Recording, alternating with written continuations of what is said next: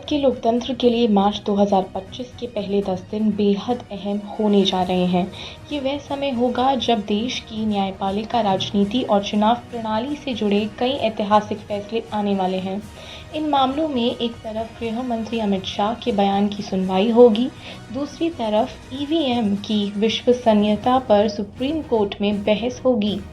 इसके अलावा सीईसी की नियुक्ति से जुड़े विवाद और सुप्रीम कोर्ट के मुख्य न्यायाधीश टीवाई चंद्रचूड़ के बेटे अभिनव चंद्रचूड़ और रणबीर अलाहाबादिया से जुड़े गंभीर मामलों की सुनवाई भी होनी है।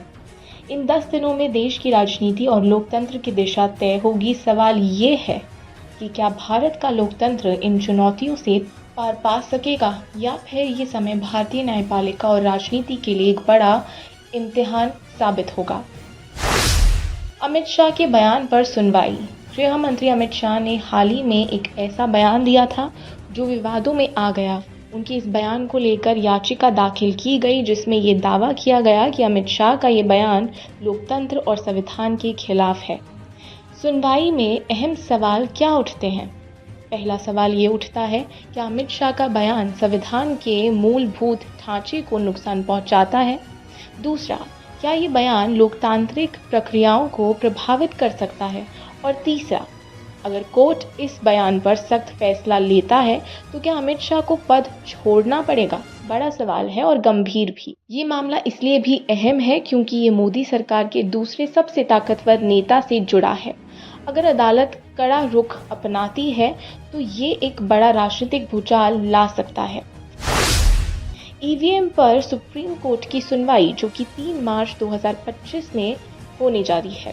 देश में ईवीएम को लेकर लंबे समय से विवाद चल रहा है। विपक्षी दल लगातार आरोप लगाते रहे हैं कि ईवीएम से छेड़छाड़ संभव है और इससे चुनाव के नतीजे प्रभावित हो सकते हैं और पहले भी हुए हैं।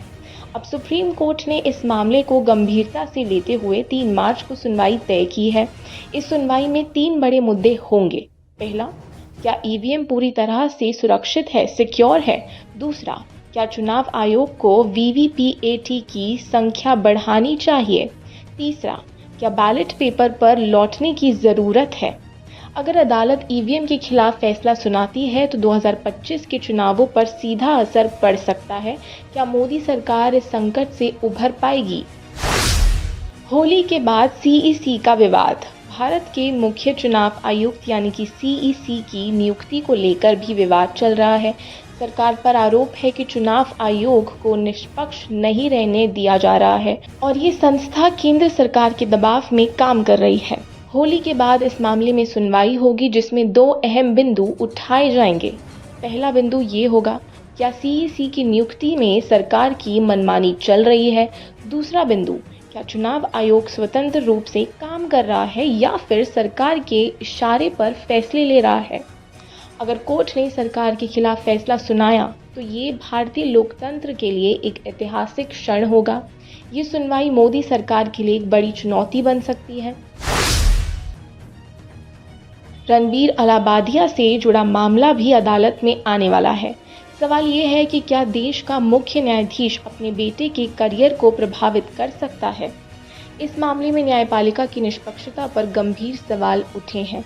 अगर अदालत ने इसे गंभीर माना तो ये भारत की न्यायपालिका के इतिहास में सबसे बड़ा विवाद बन सकता है। अभिनव चंद्रचूड़ का मामला क्या है, ये भी जान लेते हैं। क्या सीजीआई अपने बेटे के करियर को प्रभावित कर रहे हैं? इस मामले में आरोप है कि भारत के पूर्व मुख्य न्यायाधीश ने अपने बेटे अभिनव चंद्रचूड़ के करियर को आगे बढ़ाने के लिए अपने प्रभाव का इस्तेमाल किया है। ये मामला इसलिए महत्वपूर्ण है क्योंकि क्या भारत की न्यायपालिका में भाई भतीजावाद है? दूसरा, क्या उच्चतम न्यायालय में पारिवारिक रिश्तों का प्रभाव पड़ता है? और तीसरा, अगर आरोप सही साबित हुए तो क्या ये देश की न्याय व्यवस्था को झटका देगा? अगर सुप्रीम कोर्ट इस पर कोई कड़ा फैसला सुनाती है तो इससे भारतीय न्यायपालिका की छवि अंतर्राष्ट्रीय स्तर पर भी प्रभावित हो सकती है। क्या भारत का लोकतंत्र इन चुनौतियों को पार कर पाएगा? मार्च 2025 के इन 10 दिनों में देश के लोकतंत्र के सामने सबसे बड़ा इम्तिहान होने वाला है। अगर अदालत ने सरकार के खिलाफ फैसला सुनाया तो ये मोदी सरकार के लिए बड़ा झटका होगा। अगर ईवीएम पर कोई कड़ा फैसला आता है तो ये भारत की चुनावी सिस्टम को हिला सकता है। अगर सीईसी और न्यायपालिका के मामलों में कठोर निर्णय लिया जाता है तो ये भारत में न्यायपालिका की निष्पक्षता को मजबूती देगा। अब सवाल उठता है, क्या अमित शाह और मोदी सरकार इन चुनौतियों से बाहर निकल पाएंगे? दूसरा, क्या ईवीएम पर आए फैसले से भारतीय राजनीति में नई हलचल होगी? तीसरा, क्या न्यायपालिका अपने ही जजों पर निष्पक्षता से फैसला दे पाएगी? मार्च 2025 के पहले 10 दिन भारतीय लोकतंत्र के लिए ऐतिहासिक होंगे। जैसे कि मैंने पहले भी कहा, इन फैसलों से तय होगा कि भारत एक मजबूत लोकतंत्र बना रहेगा या फिर सत्ता का प्रभाव न्यायपालिका और चुनाव आयोग पर बना रहेगा। क्या आप तैयार हैं इस ऐतिहासिक समय का गवाह बनने के लिए? I would submit that it is no part of the policy of the act to uphold an award come what may. Or this is not the IBC, and I've made that my note, where the policy of the act is always save the company, no matter what. The policy of the Arbitration Act is very clear, Millets, and that has been discussed. We can't start importing that just this is the policy or that is the policy. It has been judicially determined.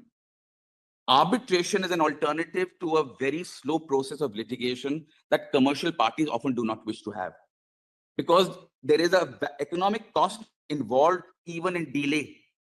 An expeditious decision, even if sometimes unfair, is possibly more acceptable to business than a correct decision, which will eventually take 50 years. Because parties cater their economic planning in a particular way. They have to plan also.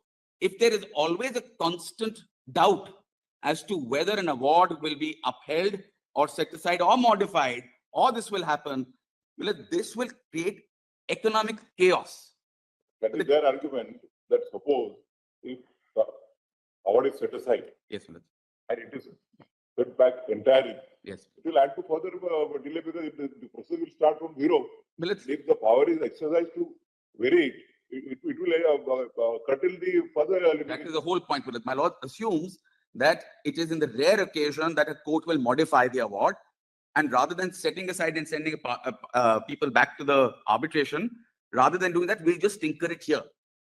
That tinker it here will no longer ever remain. Just tinker it. The irony is, even where it was held that you don't have the power to modify, court is still there. But that's under 142. And the wisdom of this court minutes is given constitutionally by the framers of the Constitution under 142. That wisdom that my lords have has not been. If we go strictly by the principle of 142, yes, it is. If it's contrary to the fundamental principles of law, yes, you can't excise 142 to. Well, it's the idea of that is subject matter for another decision. No, that's settled now. The SCBA's judgment, my lord knows. We all know the Supreme Court Bar Association, Justice Anand's judgment. That's true. But if at all a power is to be exercised, it can be exercised maybe by this court, partly because there will not be further challenge. That's on a lighter note.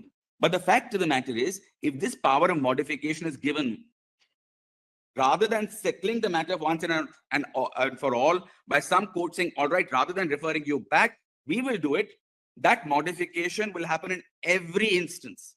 It will be a boon for the lawyers. That without doubt is the case. Whether it's so good for the clients, we are not so sure. So the remedy will be. All that will happen is both parties will appeal under 37. Yes, Willard. So rather than one party setting aside. There will be another round. First, there will be a round, Willard, on.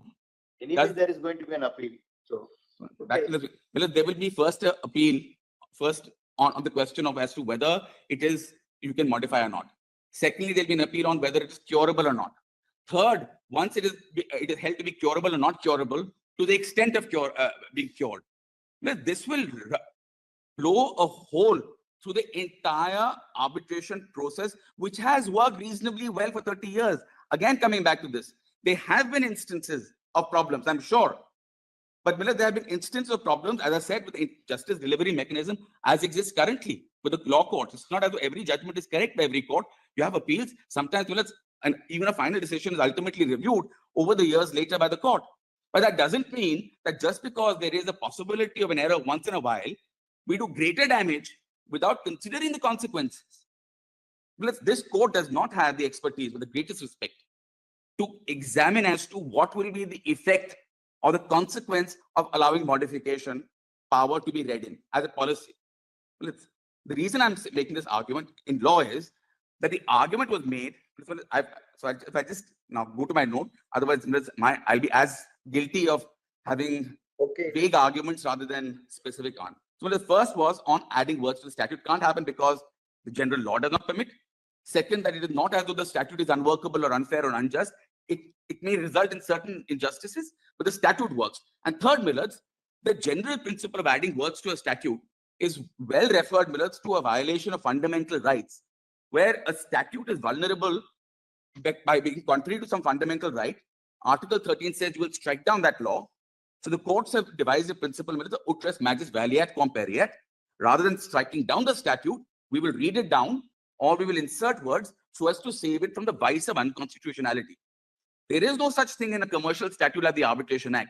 No one has argued that because this is violative of a particular article of the Constitution and therefore is bad, therefore to save it from the vice of unconstitutionality, please read the words in. This principle is to be adopted, that you can start reading words in even without a threat of unconstitutionality. That will be a remarkable advancement or a change, at least, in the law. That is not the law. For fundamental rights, you can do it. What shouldn't it stretch the provisions in a practical and pragmatic way to curtail further litigation? Yes, Milind. That will come to the next point.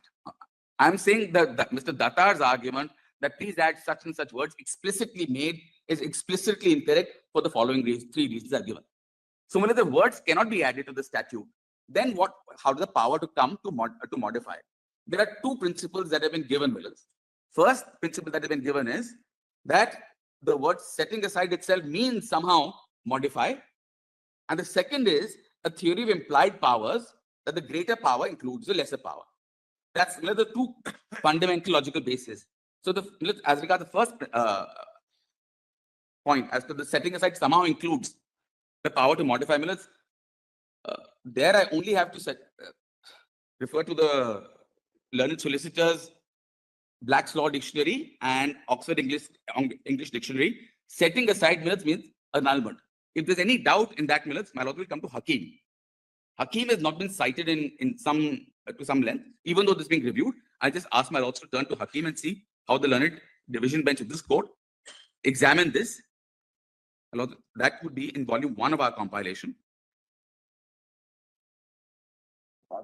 Page 1. Dawai will, of course, be aware of it because my lord was part of this bench. Solicitor's compilation also. It's also in the solicitor's compilation. But 7 volume for all these. we made our compilation with all our side so that there is no repetition duplication. My lord wishes, we can refer to the. और आप हमसे जुड़े रहने के लिए subscribe करें YouTube पर, follow करें Twitter पर और लाइक करें Facebook पर। और ज्यादा जानकारी के लिए आपको टाइप करना होगा सिर्फ न्यूज़ नशा।